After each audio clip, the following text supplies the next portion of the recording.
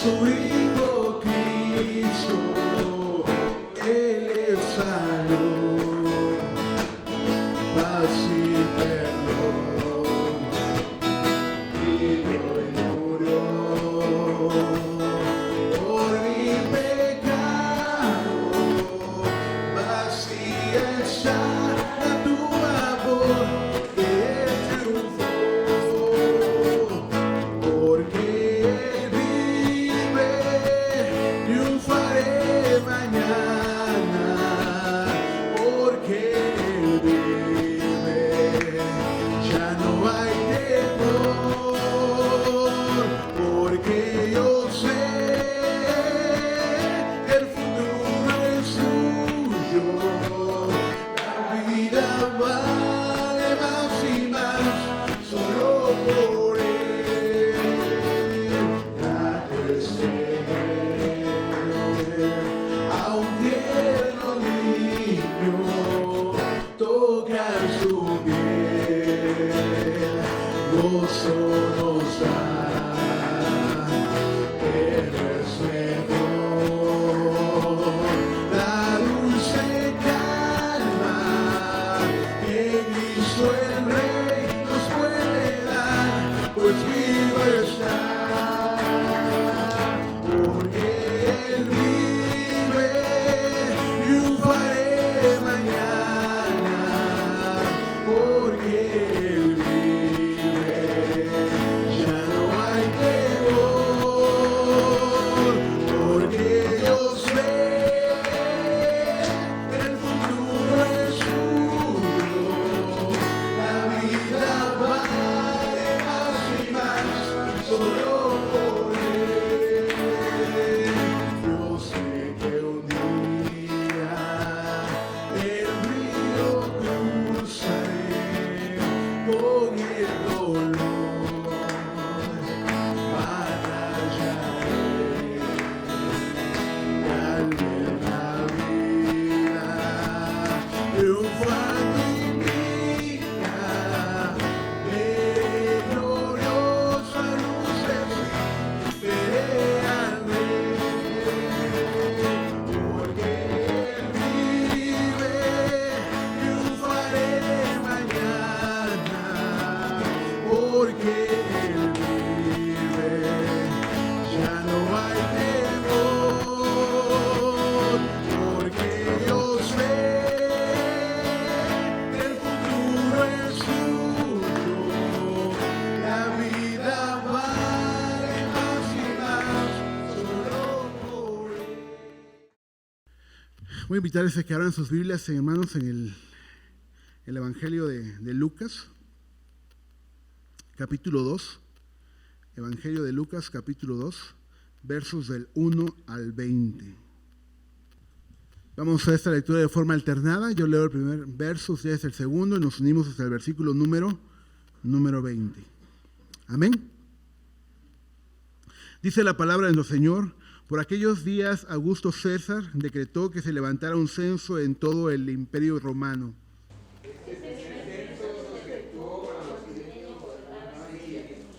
Así que iban todos a inscribirse, cada cual a su propio pueblo.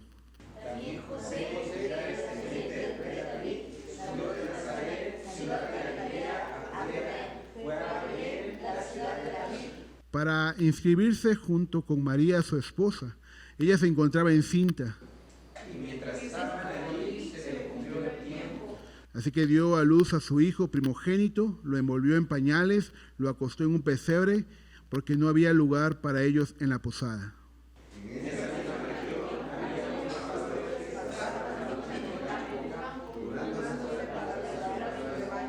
Sucedió que un ángel del Señor se les apareció, la gloria del Señor los envolvió en su luz y se llenaron de temor.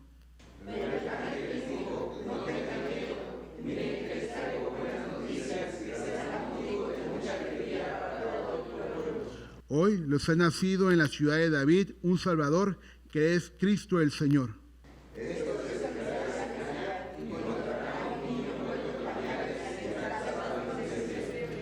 De repente apareció una multitud de ángeles del cielo que alababan a Dios y decían: gloria a Dios en las alturas.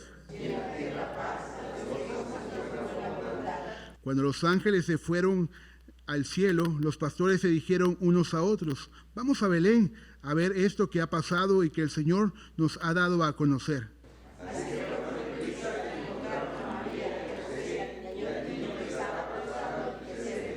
Cuando vieron al niño, contaron lo que se había dicho acerca de él.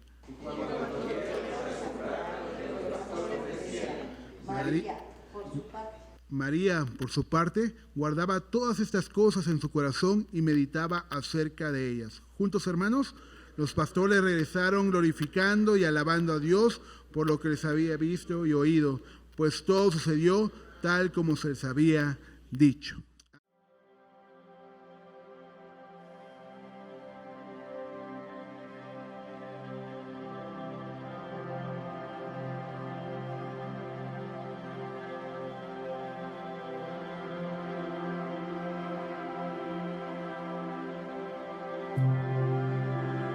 Fue en esa noche de paz, cuando las estrellas se voltearon para contemplar la tierra en asombro, cuando los cielos se acercaron, maravillados de un humilde pesebre, cuando una madre jovencita adoraba, mientras sus lágrimas cubrían el bebé en sus brazos, y el canto de la tierra subió en Belén, tierno como el latido de su corazón, y todo duerme en derredor. ¿Acaso este es el mismo Dios de Abraham, el conquistador de Israel? Este bebé, esta vida tan frágil, ¿es este niño cuyo nombre consume los cielos con fuego? ¿Cuya voz clamó causando el estruendo del mar? El que forjó las montañas como guardianes del firmamento, cuya mano encendió la sequía en el desierto y la oleada en guerra de las huestes elementales, quien sopló el aliento de vida al polvo y quebró el yugo del opresor, dispersando las cadenas de su pueblo como la arena, y los dirigió por la tierra con su columna de fuego.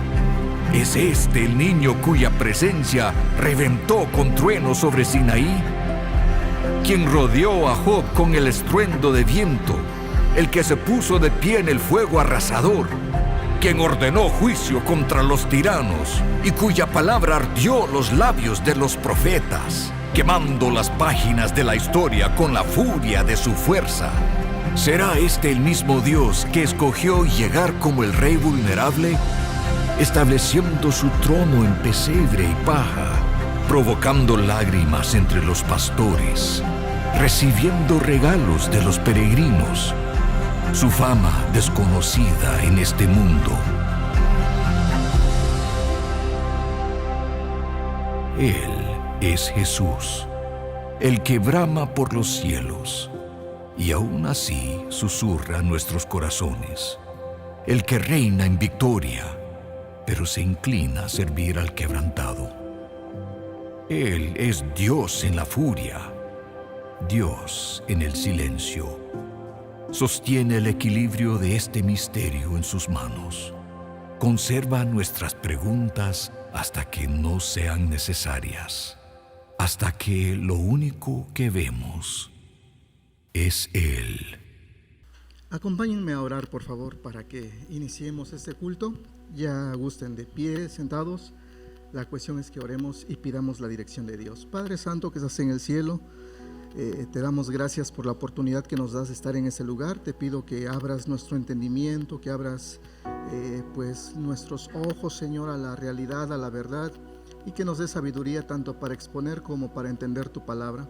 Ayúdanos, Dios bendito, porque por nuestra naturaleza caída a veces nos cuesta comprender tu verdad, nos cuesta entender tu palabra, pero te pido que tu Espíritu Santo sea quien hable a nuestros corazones y que nos dé el entendimiento que necesitamos para comprender tu palabra y lo más difícil, para poder vivirla, Señor. Ayúdanos, te lo pedimos en Cristo tu Hijo amado. Amén y amén. Pues parece que el frío ya está haciendo un poquito de estragos. Mi voz ya no se escucha tan varonil como las otras veces. así como la del video, ¿se acuerdan? Así es mi voz, pero bueno, por este cambio de clima, pues ya vamos, o tal vez porque estoy en la pubertad y mi voz va cambiando, tal vez sea eso, no lo sé, pero quiero iniciar con, bueno, el tema de hoy es Jesús nació, ¿sale? Así de sencillo, Jesús nació, pero ¿a algunos de ustedes les ha pasado que han visto la luz? No que se hayan muerto, que hayan visto la luz o la solución a algo en el último minuto, cuando pareciera que ya todo está perdido, cuando pareciera que ya no hay solución, y en el último minuto está la respuesta. Lo que les voy a contar es una historia real, a mí nadie me lo dijo, de un seminarista. Pues estando ahí en el seminario, los gastos pues del estudio, todo, en una ocasión se quedó con 4 pesos. Eso era todo su capital, no tenía más. Tenía pensado ir a su pueblo para pedirle a alguien algo de dinero, pero no completaba para el pasaje. Entonces dijo, pues, ¿qué hago? Pues se quedó en el seminario. No tenía, les digo, más que 4 pesos. Ya no había más. No tenía para ir a comprarse un agua, para irse a comprar un taquito, una tlayuda. No tenía más que 4 pesos. Así que se quedó en el seminario, pensando qué va a hacer para conseguir dinero y poderse mover.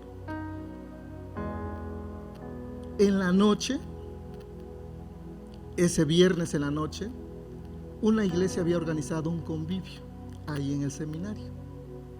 Y estaban en la algarabía, llegaron las tlayudas, llegó el atole, llegaron los tamales. Y ese hermano pues veía todo, pero como no era parte de, entonces pues ahí estaba mirando todo eso. Y se mete a la biblioteca a hacer su trabajo, porque su beca era estar reparando libros. Y ya casi a lo último, cuando el convivio prácticamente había terminado, llega un hermano con una tlayuda, con atole, con un agua, y le dice a este hermano para que se eche un taquito, hermano. Y con sus 4 pesitos todavía en la bolsa, dijo, gracias a Dios, porque me iba a quedar sin cenar, me iba a quedar sin tomar agua, sin nada, pues con 4 pesitos no se puede. Y lo increíble de esto es que al día siguiente, antes de que los jóvenes se fueran a las misiones, porque los jóvenes tenían que irse a las misiones, este hermano había salido de la cocina para irse a su cuarto. Vivía en el seminario, pero seguía pensando, ¿qué hago con 4 pesos? ¿A quién le pido dinero para ir a la misión? Porque tenía que ir a la misión. En el trayecto de la cocina a su cuarto, una hermana le habla. Le dice, oye, fulano, ven. ¿Qué pasó? Le da una Biblia y le dice, busca en el Salmo, no sé qué Salmo. ¿Para qué? No, porque Dios te quiere decir algo. Yo lo que necesito, no le dijo eso, yo lo que necesito es dinero, no que Dios me esté diciendo algo. No, dice, ábrelo. Lo abre, está un billete de 200 pesos. Y esta hermana le dice a este joven, anoche Dios puso en mi corazón que a ti te tenía que dar ese dinero. Y dijo, no sé si lo necesitas o no, no lo sé, solo que yo sentí en mi corazón que ese dinero era para ti. Y en el último minuto, les digo, cuando pareciera que ya no hay solución, que ya no hay otra cosa más que hacer, pareciera que Dios te va apretando hasta donde ya no puedas más, y después te dice, ahí ha estado siempre la solución, solo que a veces tú no la ves. O sea, a Dios no se le escapa nada. Nosotros pensamos de que ya no tengo salida, ya no sé qué hacer. Pero en el último minuto, si tú esperas, si eres paciente, Dios tiene la solución. Y lo que yo pudiera decirte ahorita es, no sé qué tan difícil sea tu situación, no sé qué tan grave sea tu problema, no sé si ya estás en las últimas diciendo ya no puedo más, siento que hasta aquí llego. Aguanta un poquito más, un poquito, y Dios te va a traer la respuesta. Solo un poquito. Aunque estés con esos 4 pesitos que no es nada, aunque tengas solamente ese 4% de energía, aunque tengas solamente ese 4% de fe, aunque tengas solamente ese 4% de paciencia, aguanta. Dios tiene la solución. ¿Y por qué digo esto? También lo digo porque ¿en qué momento de la historia nació Jesús? Hablamos de la Navidad y decimos, wow, qué bonita Navidad, compramos, bueno, ahorita ya casi no regalamos postales, ¿no? Yo cuando en mis tiempos eran esas tarjetitas, esas postales, ahorita ya todo ha cambiado. Pero como les digo, ¿por qué digo todo esto? Vayamos un poquito a la historia, vayamos un poquito al contexto. ¿En qué momento nació Jesús? ¿En qué momento de la historia nació Jesús? ¿Cómo era el gobierno en el momento que nació Jesús? ¿Cómo era la religión en el momento en el que nació Jesús? ¿Era el mejor gobierno de su tiempo? ¿Eran los mejores sumos sacerdotes de su tiempo? Para que nos demos una idea, el versículo 1 dice, en esos días Augusto, el emperador de Roma. ¿Quién fue Augusto? Augusto fue el primer emperador de Roma. Y Augusto no es su nombre. Augusto es el título que él mismo adoptó. Augusto significa el divino. En otras palabras, Dios. Un emperador que se hace pasar por Dios. Un emperador que dice, ¿quieren solución a sus problemas? Yo soy el que tiene la solución a sus problemas. ¿Quieren que todo les vaya bien? Vengan a mí. Soy el emperador, tienen que adorarme a mí. Por eso cuando el apóstol Pablo dice que nosotros le decimos a Cristo el Señor, o si confiesas con tu corazón que Cristo es el Señor, está haciendo a un lado lo que tradicionalmente se hacía, que era decirle a Octavio el Señor, es decir, Dios. Entonces, para empezar, vemos a un hombre que toma las prerrogativas de ser un ser divino, de ser un Dios encarnado. Fíjense, un hombre que obliga prácticamente a todo Roma a adorarlo como a Dios. Es el hombre que manda a erigir estatuas, que le quemen 11 gramos de incienso aromático a sus estatuas, porque dice que es Dios. Ese loco es el que está gobernando cuando nace el verdadero Dios. ¿En qué momento de la historia nace Jesús? No nació donde todo estaba tranquilo. No nació donde todo iba bien. ¿Quién era el otro gobernante que estaba cuando Jesús nació? ¿Quién fue Herodes? Herodes fue un idumeo, es decir, una mezcla de judío y Samaria. No era un judío 100%. A Herodes se le conoció como el megalómano. ¿Por qué se le conoció como el megalómano? Porque se dedicó a hacer estructuras enormes. Hizo el templo, hizo varias construcciones pero grandes, monumentales. Y este Herodes el Grande era una persona enferma, mentalmente enferma.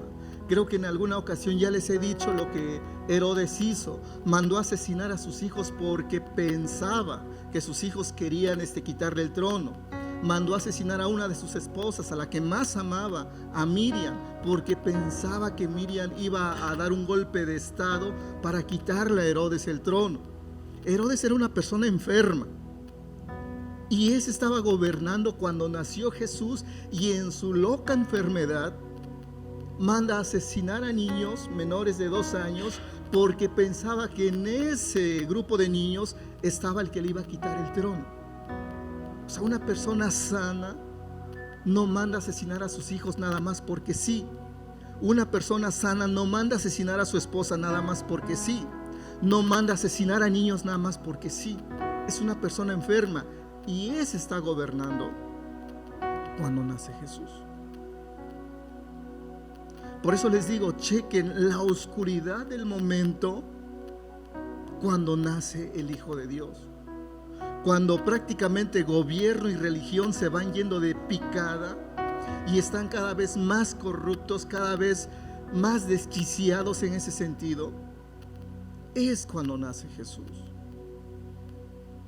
Y en el tiempo de Jesús también llega a gobernar otra persona, Pilato. Pilato no era un santo. Pilato era una persona despiadada a más no poder. Si ustedes leen Lucas capítulo 3, dice que Pilato mandó a mezclar la sangre de los judíos con los sacrificios. Y la historia dice que Pilato, en un arranque de ira, porque los judíos habían hecho una protesta, manda a asesinar más de 3,000 judíos, los mata en el templo donde se hace el sacrificio, y ahí en el templo es un batidero de sangre porque a Pilato se le botó la canica. Porque en su arranque de ira manda a asesinar a miles de judíos. Entonces, por eso les digo, en el momento en que nace Jesús no es el mejor momento de la historia. Para mí es el peor momento de la historia. ¿Por qué? Porque Roma tiene el control de prácticamente gran parte del mundo. Por eso se le conoce como el mundo romano o la tierra habitada, se le dice en algunas traducciones, porque Roma tiene el control de todo, y es precisamente en el dominio de Roma donde nace Jesús.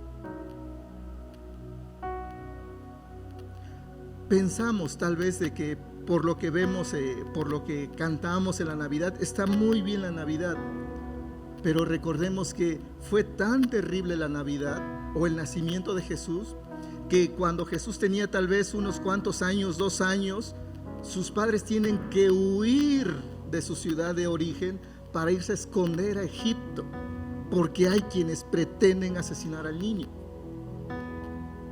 No es un buen momento para nacer, pero era el mejor momento para que la luz llegara en el peor momento de la oscuridad. No sé cómo hoy nosotros vemos nuestro mundo. No sé cómo hoy vemos nuestra política. No sé cómo vemos hoy nuestra religión. Pero si creemos que estamos en el peor momento de nuestro tiempo, es por una simple razón: que cuando más oscura es la noche, ¿cómo es? Más cerca está el amanecer. Entonces, aprendemos eso de la historia y lo vemos en varias partes de la historia. Por ejemplo, cuando Israel sale de Egipto, ¿en qué momento Israel sale de Egipto? No cuando Israel era próspero, es cuando estaba más oprimido, es cuando estaba más angustiado, es cuando habían cargado más la mano sobre Israel. Es cuando estaban más agotados físicamente en su trabajo, es cuando pensaban que ya no daban una. Llega Moisés, los libera. ¿En qué momento llega la solución? En el más difícil. ¿En qué momento llega la luz? En la más oscuridad. en la más fuerte oscuridad. Jesús, yo creo que nació precisamente en ese tiempo porque era el peor momento de la historia. Y si hoy nosotros estamos viviendo el peor momento de nuestra historia, para ese tiempo naciste tú. Para este tiempo naciste tú, porque tú tienes que brillar en medio de esta oscuridad, porque tú tienes que marcar la diferencia en esta oscuridad, porque Dios te puso en este lugar y en este momento, porque tú eres su hijo que tenía que nacer para esos tiempos. Y tú tienes que brillar como brilló Jesús para este tiempo. No hay de otra. Cada uno de nosotros estamos en el momento donde debemos de estar, cuando debemos estar, y tenemos que cumplir la razón por la cual tenemos que estar aquí. El mejor momento para ser cristiano es el peor momento de la historia. Ahí se va a probar con fuego quiénes sí, quiénes no. Porque el apóstol Pedro lo dice, así como el oro, la plata se prueba con el fuego, que son cosas perecederas, tu fe también se va a probar por fuego. ¿Y cuándo? Si estamos bien siempre, ¿cuándo se va a probar nuestra fe? Tiene que ser en el peor momento de la historia, donde tu fe se tiene que poner a prueba. Pero ojo, hay algo que me gusta de todo esto, porque Jesús dice, confíen. Juan 12:27, yo he vencido al mundo. 12:31. Entonces, si Dios está con nosotros, ¿quién contra nosotros? Tenemos la victoria segura, hermanos. Tenemos el triunfo de nuestro lado, porque de nuestro lado es el campeón. Así que no hay nada que temer. La mejor recompensa que nos puede dar el mundo, ¿saben qué es? La muerte. Sé que no gusta, pero es la mejor recompensa que nos pueden dar, porque es el paso para estar con el Señor. No gusta, ¿verdad? Entonces vemos que cuando Jesús nació en el momento más oscuro de la historia. Y ya vimos que para qué, para traer luz precisamente en ese momento, donde tal vez el pueblo judío se sentía más oprimido que nunca, porque en esos tiempos precisamente habían surgido los celotes. ¿Se acuerdan quiénes son los celotes? No los elotes, los celotes. Los celotes eran un grupo kamikaze, eran un grupo guerrillero que se dedicaba a asesinar a los romanos, grupo terrorista, y también a los judíos que se pasaban del lado de los romanos. Eran de ellos los que odiaban con un odio terrible, por ejemplo, a Mateo, porque un judío cobrando impuesto para los romanos era una vergüenza para el país. Y los celotes eran de esos grupos que se dedicaban a estar asesinando a los romanos y a judíos traidores. Lo curioso de esto es que en el grupo de Jesús había un celote. No sé por qué estuvo en el grupo de Jesús. Sé que fue un gran discípulo, pero una persona que odiaba a los romanos llegó tal vez a ser uno de los misioneros a los romanos. El cambio que hace Jesús. A lo mejor, me imagino, ¿no? Este celote que odiaba tanto a los romanos y odiaba a los judíos traidores, a lo mejor, eso es una idea mía, bueno, se la robé a alguien. A lo mejor este celote, a este celote Jesús lo puso con Mateo juntitos. ¿Y saben por qué, no? Porque Mateo era un traidor según ese celote. Entonces tú vas a ir con tu peor enemigo a trabajar tu carácter. Tal vez, no lo sé. Pero ok, dice versículo 2, eso es la introducción, hermanos. Dice versículo 2, este fue el primer censo que hizo cuando Cirenio era gobernador de Siria. Aquí hay mucho pleito, mucho debate, que si fue en el primer gobierno de Cirenio, que si fue en el segundo. Algunos dicen que gobernó 2 veces. Bueno, eso es un relajo, no nos vamos a meter en ese asunto. La cuestión es que sí se ha demostrado que Jesús nació aproximadamente en el año, ¿se acuerdan? En el año 6 antes de Cristo. O sea que nació 6 años antes de que naciera. En otras palabras, nuestro calendario de hoy está mal. Está atrasado por 6 años. Hoy debería ser 2029. Sí. Entonces, pero bueno, digo, no nos vamos a meter mucho en ese asunto. Otra cuestión que me llama mucho la atención es esta, versículo 4. Dice, como José era descendiente del rey David, tuvo que ir a Judea, el antiguo hogar de David, y viajó desde ahí la aldea de Nazaret, de Galilea. Llevó consigo a María, su prometida, cuyo embarazo ya estaba avanzado. Mientras estaba ahí, llegó el momento para que naciera el bebé. Tuvo que viajar María muchos kilómetros. Y yo les comenté la vez pasada que no se fue en un Uber, no se fue con aire acondicionado. Imagínense los que son papás apenas, que ya arreglaron toda su casita, el cuarto del bebé, que compraron su cunita, que compraron los juguetes. Ya faltan 3-4 días para que nazca el bebé, y tu jefe te diga, ¿sabes qué? Te vas a ir a la sierra. Y como tu esposa también pertenece a la empresa, se van. Pero jefe, ya en 2 días, no me importa, te vas. Pero ya tenemos, no me importa, tú te vas. Pero te vas. Lo que quiero que chequen esto es que la Virgen María o María no la tuvo nada fácil. No le hicieron su baby shower. No estoy en contra de eso, pero no hicieron eso.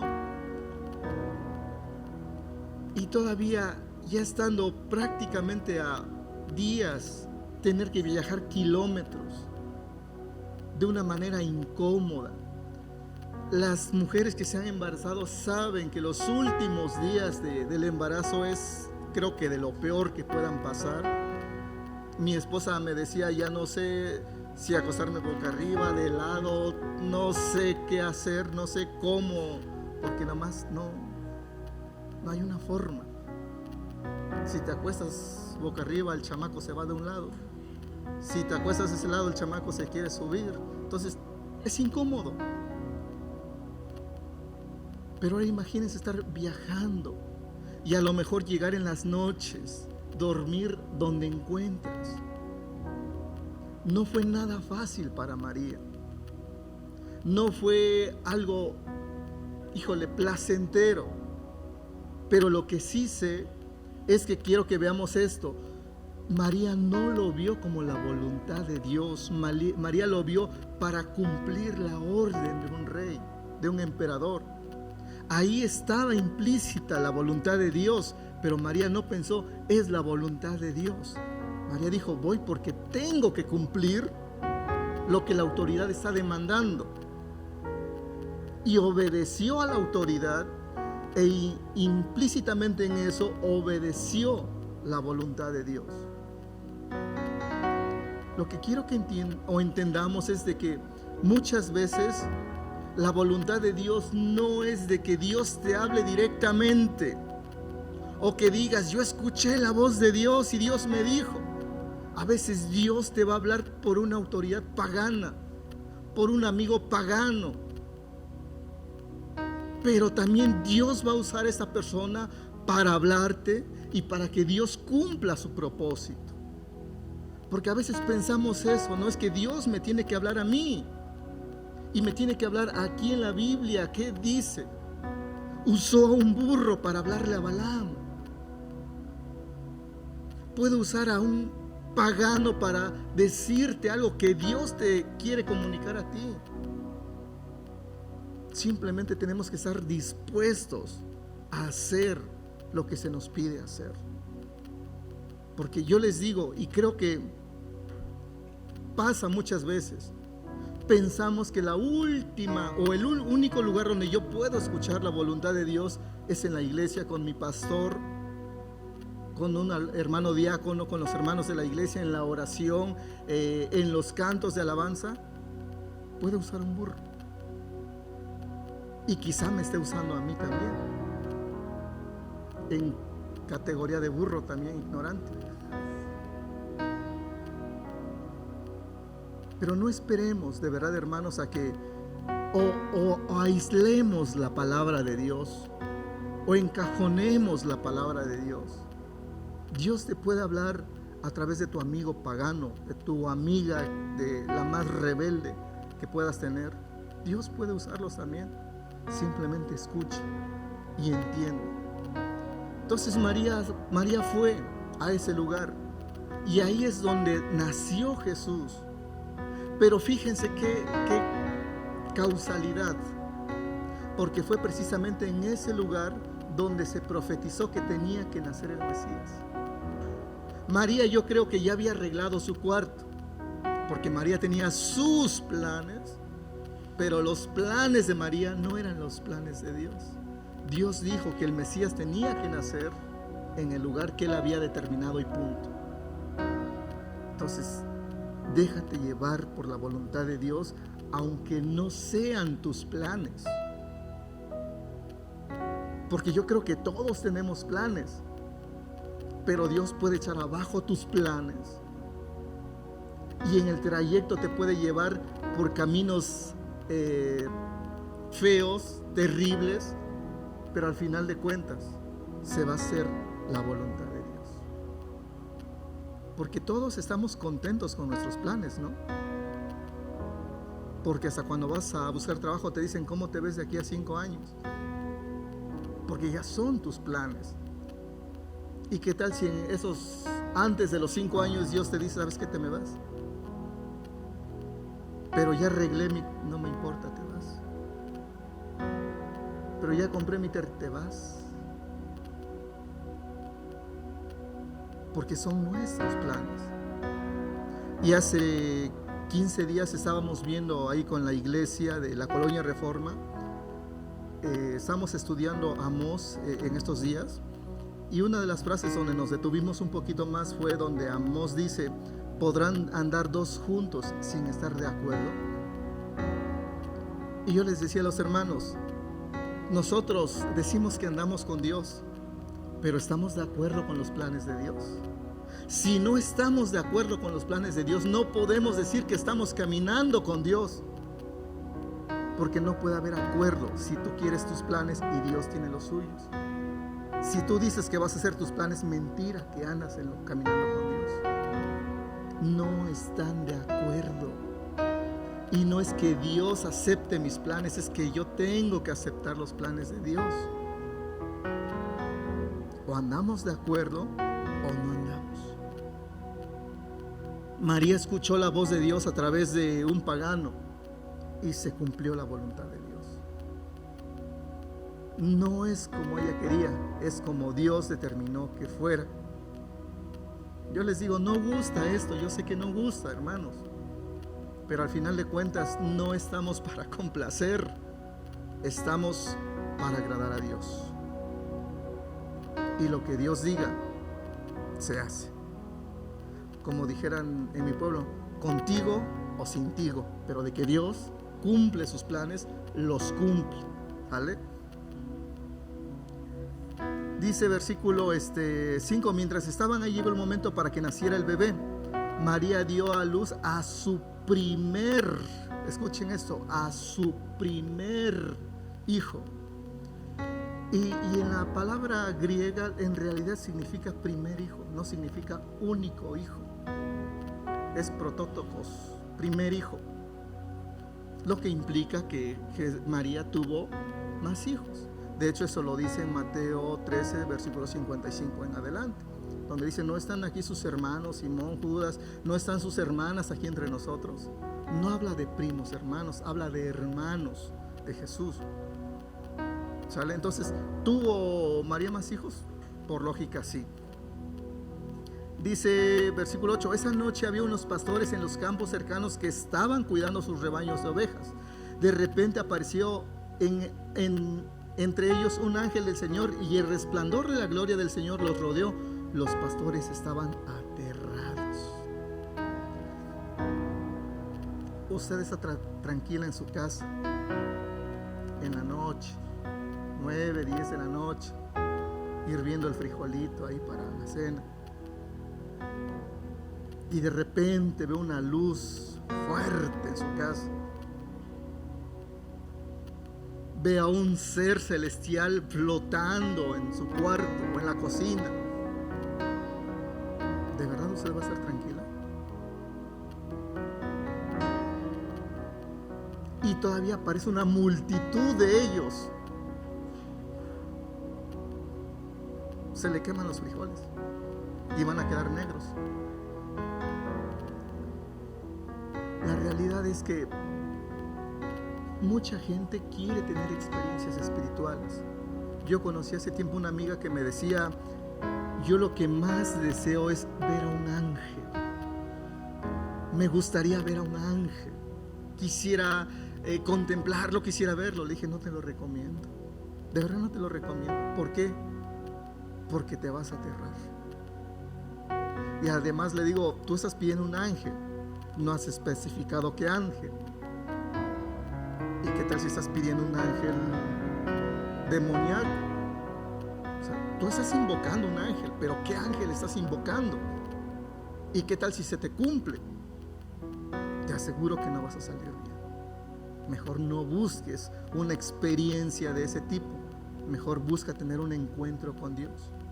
Porque ¿qué pasó? A ver, aquí nada más hagamos algo. ¿Qué pasó con los ángeles? Con los pastores cuando vieron a los ángeles. ¿Qué les pasó? ¿Y qué pasó cuando vieron a Jesús? Se alegraron. Una experiencia extraordinaria los asustó. La sonrisa de un niño los calmó. Y es prácticamente lo que pasa cuando Elías huye a una cueva y dice que ve un terremoto, las piedras partiéndose, ve el fuego y todo. Pero cuando escucha la tranquilidad, el silbido y todo, es ahí donde dice: aquí está la presencia de Dios. Porque la presencia de Dios no es en lo espectacular. La presencia de Dios está en la calma, en tu calma, entre Dios y tú. Si es algo espectacular, tal vez no sea lo que Dios quiere para ti. Mejor trata de buscar esa sonrisa del niño, esa tranquilidad. Pero ¿saben qué otra enseñanza saco de cuando los pastores llegan a ver a Jesús? No se nos dice que llevaron regalos, ¿verdad?